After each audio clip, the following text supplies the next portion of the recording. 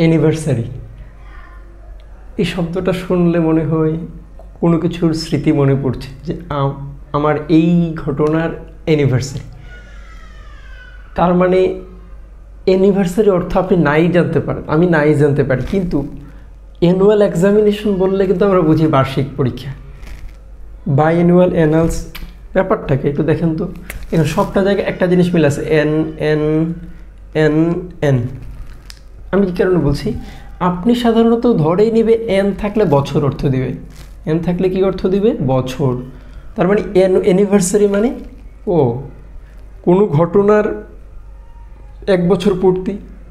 আচ্ছা, তার মানে অ্যানুয়াল এক্সামিনেশন মানে হলো বার্ষিক পরীক্ষা।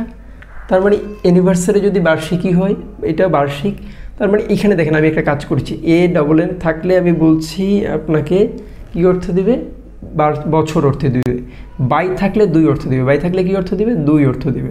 তার মানে বাই অ্যানুয়াল মানে 2 বছর। আমি যদি বলি অ্যানালস, এটা বছর জাতীয় কোনো কিছু বুঝাবে।